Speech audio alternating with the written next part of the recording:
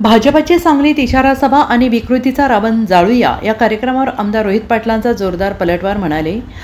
आमदार रोहित पाटील यांनी तासगाव तहसील कार्यालयासमोर एकदिवसीय लाक्षणिक उपोषण केले। या उपोषणाच्या माध्यमातून आमदार रोहित पाटील यांनी अतिवृष्टीने बाधित शेतकऱ्यांना मदत देण्यासह अनेक मागण्या सरकारकडे मांडल्या आहेत। अतिवृष्टी झालेल्या संपूर्ण भागात सरसकट पंचनामे करण्यात यावे, शेतकरी बांधवांची संपूर्ण कर्जमाफी करण्यात यावी, ओला दुष्काळ जाहीर करण्यात यावा, नुकसान भरपाईची अनुदान रक्कम वाढवून मिळावी, शेतकरी बांधवांची सर्व कर्जाची बँक वसुली तसेच शैक्षणिक आणि महसुली कर वसुली थांबवावी, सर्वसामान्य जनतेला मिळणाऱ्या सर्व निराधार पेन्शनची रक्कम त्वरित मिळावी, शासनाने थांबवलेली रोजगार हमी योजनेची कामे पूर्ववत सुरू करावीत, अशी मागणी रोहित पाटील यांनी या एकदिवसीय लाक्षणिक उपोषणाच्या माध्यमातून सरकारकडे केली आहे।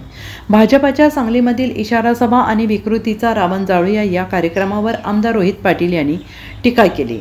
रावणाला रामाने नाही तर रावणाच्या अहंकाराने मारलं, कदाचित तीच प्रतिकृती आज पुन्हा बघायला मिळेल, त्यामुळे अहंकारच रावणाला मारताना आज बघायला मिळेल असं म्हणत आमदार रोहित पाटील यांनी भाजपच्या आज सांगलीत होणाऱ्या विकृतीचा रावण जाळूया या कार्यक्रमावर टीका केलेली आहे।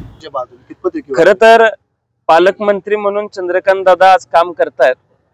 आज जिल्ह्यामध्ये जतमध्ये अतिवृष्टी झालेली आहे। कवठेमंकाळ तालुक्यामध्ये सरासरी 83 मिलीमीटर पाऊस गेल्या 2 दिवसामध्ये झालेला आहे। तासगाव तालुक्यामध्ये एक मंडळ जर आमचं सोडलं त्यामध्ये सुद्धा 64 मिलीमीटर पाऊस झालाय, पण सगळ्या मंडळांमध्ये साधारण 70 मिलीमीटर पेक्षा जास्त पाऊस आहे। किती ठिकाणी पालकमंत्री म्हणून त्यांनी पाहणी केली। आज डीपीडीसीच्या निधी वाटपामध्ये सुद्धा अन्याय केला जातोय, आमदारांवरती अन्याय केला जातोय।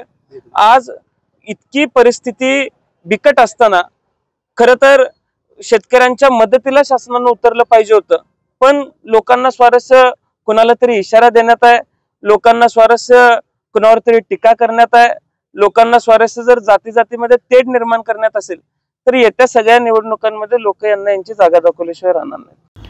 Bureau report SBN Marathi Sangli.